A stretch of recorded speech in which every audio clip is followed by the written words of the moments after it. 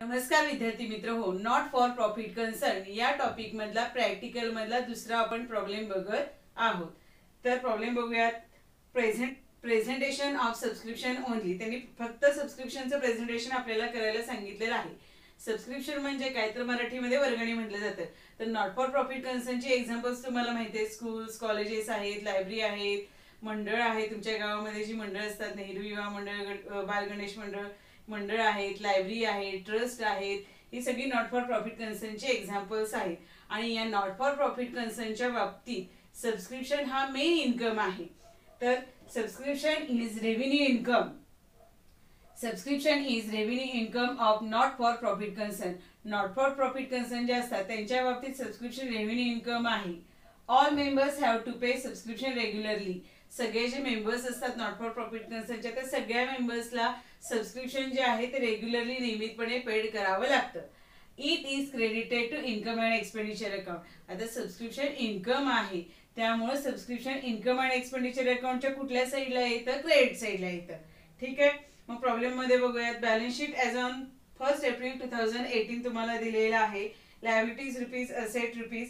Liability साईडला त्यांनी सांगितलेलं आहे subscription received in advance for 2018-19 20,000. Asset साईडला आउटस्टँडिंग सबस्क्रिप्शन 2016-17 चं दिलेलं आहे, 2017-18 पण दिलेलं आहे. खाली रिसिप्ट्स अँड पेमेंट अकाउंट दिलेला आहे for the year ending 31 March 2019. आणि रिसिप्ट साईडला काय सांगितलेलं आहे? टू सबस्क्रिप्शन 2016-17, 17-18, 18-19, 19-20 असं 4 वर्षाचं सहज सबस्क्रिप्शन तुम्हाला दिलेलं आहे रिसिप्ट साईडला. आणि ऍडजस्टमेंट काय दिलेले आहे? Outstanding subscription for 2018-19 is 32,000. Adjustment मध्ये आउटस्टँडिंग सबस्क्रिप्शन सांगितलेलं आहे त्यांनी. खाली काय सांगितलेलं आहे? With the above information present the item subscription in income and expenditure account for the year ended 31 March 2019 balance sheet as on that date. म्हणजे त्या प्रॉब्लेम मध्ये तुम्हाला इन्कम अँड एक्सपेंडिचर अकाउंटला आणि बॅलन्स शीटला सबस्क्रिप्शनचं प्रेझेंटेशन करायचं आहे. मग मी इथे income and expenditure account for the year ended 31 March 2019 account घेतलेला आहे.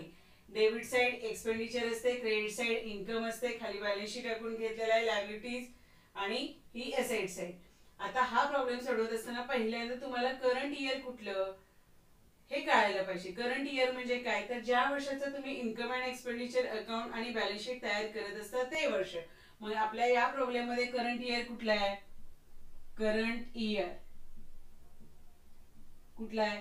1 एप्रिल 2018 टू 31 मार्च 2019 हे तुमचं करंट इयर आहे, चालू वर्ष आहे. आपण इन्कम अँड एक्सपेंडिचर अकाउंटला करंट इयरचेच इन्कम आणि एक्सपेन्सेस रेकॉर्ड करतो. आता ह्याच्या अगोदरचं वर्ष जे असणार आहे ते काय असणार आहे? लास्ट असणार आहे, लास्ट इयर असणार आहे किंवा प्रिव्हियस इयर असणार आहे, म्हणजे पाठीमागचं वर्ष. Previous year.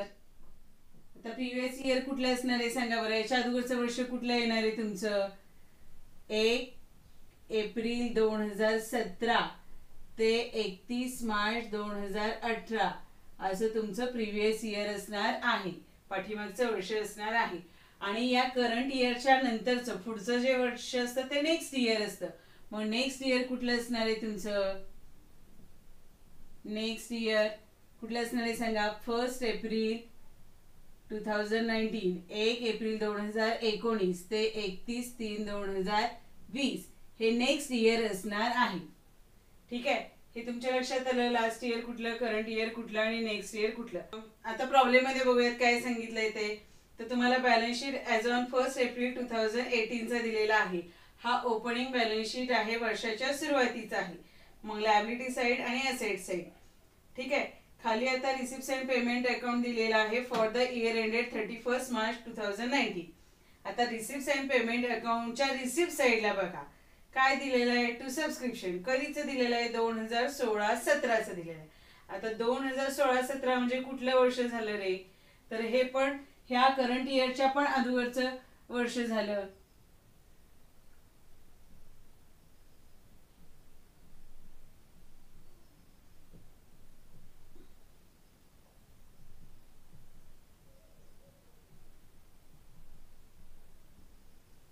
बघा कधीचा दिलेला आहे तुम्हाला सबस्क्रिप्शन 2016-17चं दिलेलं आहे.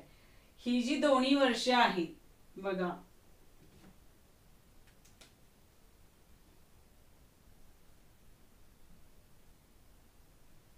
ही जी दोन्ही वर्ष आहेत ती कशामध्ये येतात, लास्ट इयर किंवा प्रिव्हियस इयर मध्ये येतात. आणि हे करंट इयर कुठलं, 1 एप्रिल 2018 टू 31 मार्च 2019 एवढ्याच आपल्याला सबस्क्रिप्शन घ्यायचं असतं. आता सबस्क्रिप्शन इन्कम आहे म्हणजे इन्कम अँड एक्सपेंडिचरच्या कुठल्या साईडला येईल, इन्कम साईडला. आता तो रिसिप्ट अँड पेमेंट अकाउंटच्या डेबिट साईडला, रिसिप्ट साईडला काय दिलेलं आहे तुम्हाला, टू सबस्क्रिप्शन दिलेलं आहे 2016-17चं म्हणजे 2016-17चं दिलेलं आहे. आता 2016-17 हे कशामध्ये येतं, लास्ट इयर मध्ये येतं, प्रिव्हियस इयर मध्ये येतं, प्रिव्हियस इयर मध्ये येतं. आता बॅलन्स शीटच्या असेट साईडला जर तुम्ही बघितलं तर आउटस्टँडिंग सबस्क्रिप्शन दिसतंय की आउटस्टँडिंग सबस्क्रिप्शन आहे 2016-17चं किती, 26,000. हा जो बॅलन्स शीट आहे तो पाठीमागच्या वर्षाचा असतो, गेल्या वर्षाचा असतो. गेल्या वर्षी तुमचं आउटस्टँडिंग 16-17चं किती होतं, 26,000. त्या 26,000पैकी या वर्षी ऍक्च्युली तुम्हाला मिळालेत किती, 23,000. म्हणजे अजून सबस्क्रिप्शन आउटस्टँडिंग किती आहे, 3,000. मग ह्या आउटस्टँडिंग सबस्क्रिप्शनचा इफेक्ट येईल कुठं, बॅलन्स शीटच्या असेट साईडला. मग बॅलन्स शीटच्या असेट साईडला लिहिते आउटस्टँडिंग सबस्क्रिप्शन 2016-17 किती आउटस्टँडिंग आलं, 3,000. बघा तुम्हाला कळालंय का, मी काय सांगितलं, बॅलन्स शीटच्या असेट साईडला 16-17चं सबस्क्रिप्शन किती आहे, 26,000 आहे. हा गेल्या वर्षीचा बॅलन्स शीट आहे. गेल्या वर्षी आउटस्टँडिंग सबस्क्रिप्शन आहे म्हणजे अजून येणं बाकी आहे. सबस्क्रिप्शन आपली वर्गणी, सबस्क्रिप्शन आपलं काय आहे, इन्कम आहे. मग गेल्या वर्षीचं इन्कम किती येणं आहे, अजून 26,000. मग त्यापैकी ऍक्च्युली आपल्याला रिसिप्ट साईडला मिळाले किती, 23,000. 26,000पैकी जर 23,000 मिळालं तर अजून आउटस्टँडिंग किती आहे, 3,000. मग ते कुठे घ्यायचं, बॅलन्स शीटच्या असेट साईडला. आता रिसिप्ट साईडला पुन्हा बघा 17-18चं तुम्हाला सबस्क्रिप्शन दिलेलं आहे किती, 30,000 दिलेलं आहे, बरोबर. आणि बॅलन्स शीटच्या असेट साईडला बघा 17-18चं किती आहे आउटस्टँडिंग, 35,000. 35,000पैकी तुम्हाला ऍक्च्युली आता मिळालंय किती, 30,000. म्हणजे 17-18चं अजून आउटस्टँडिंग किती आहे, 5,000 आउटस्टँडिंग आहे.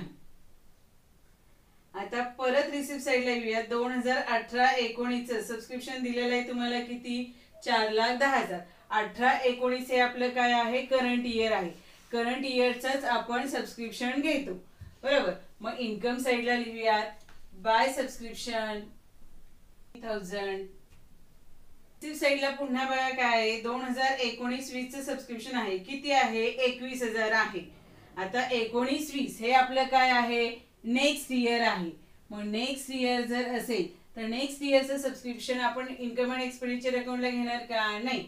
मग नेक्स्ट इयरचं जर तुम्हाला ऍडव्हान्स मध्ये मिळालेलं आहे या वर्षी, मग ते कुठे घेणार तुम्ही, तर सबस्क्रिप्शन रिसिव्ड इन ऍडव्हान्स म्हणून कुठे घेणार, बॅलन्स शीटच्या लायबिलिटी साईडला. मग बॅलन्स शीटच्या लायबिलिटी साईडला लिहिते subscription received in advance, subscription received in advance किती मिळालेलं ऍडव्हान्स मध्ये, 21,000. बॅलन्स शीटच्या लायबिलिटी साईडला तुम्हाला काय दिलेलं आहे, subscription received in advance for 2018-19 किती, 20,000. आता गेल्या वर्षीचा जो बॅलन्स शीट आहे तुमचा त्याच्या लायबिलिटी साईडला सबस्क्रिप्शन रिसिव्ड इन ऍडव्हान्स आहे. आणि हे कधीच आहे, ह्या वर्षाचं आहे, आपलं जे करंट इयरचं आहे ते आहे. मग subscription received in advance last year असेल तर या सबस्क्रिप्शन मध्ये ते करायचं असतं काय, ऍड. मग इथं ऍड मध्ये लिहिते subscription received in advance last year 30,000. बघा आपला बॅलन्स शीट झाला, रिसिप्ट अँड पेमेंट अकाउंट झाला. आता ऍडजस्टमेंट एक सांगितलेले त्यांनी काय बघूयात, आउटस्टँडिंग सबस्क्रिप्शन फॉर 2018-19 इज 32,000. आता 2018-19चं सबस्क्रिप्शन आउटस्टँडिंग आहे. मग आउटस्टँडिंग सबस्क्रिप्शन करंट इयरचं आहे, मग ते सबस्क्रिप्शन मध्ये करायचं असतं काय, ऍड. मग इथं लिहिते ऍड आउटस्टँडिंग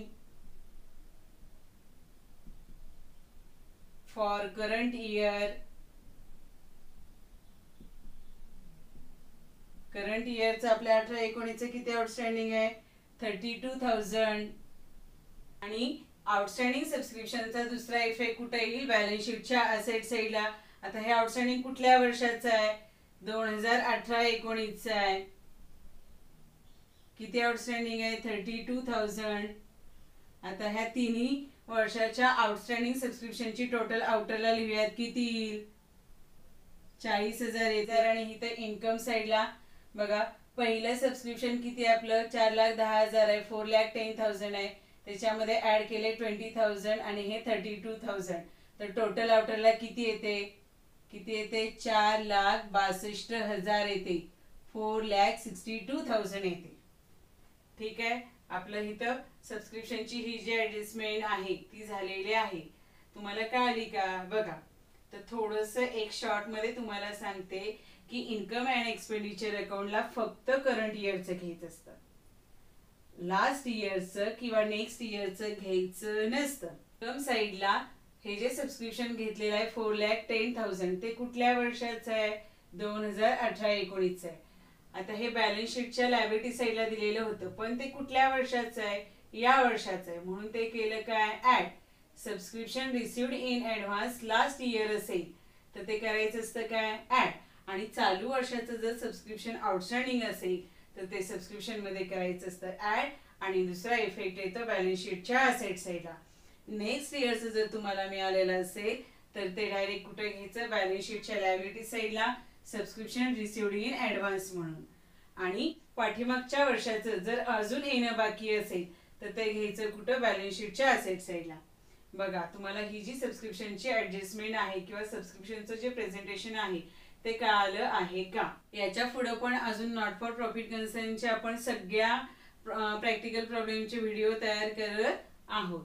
ते तुम्ही व्यवस्थित बघा, तुमच्या वहीमध्ये सोडवा. काय अडचण आली काय प्रॉब्लेम आला तुम्हाला तर तुम्ही मला जरूर विचारा. आणि आपल्या अकाउंटचे व्हिडिओ आहे तुमच्या इतर मित्रांना शेअर करा, लाईक करा, सबस्क्राईब करा जेणेकरून आपलं अकाउंट जे आहे ते सोपं होईल, इझी होईल. ठीक आहे. इथं मी थांबते. थँक्यू.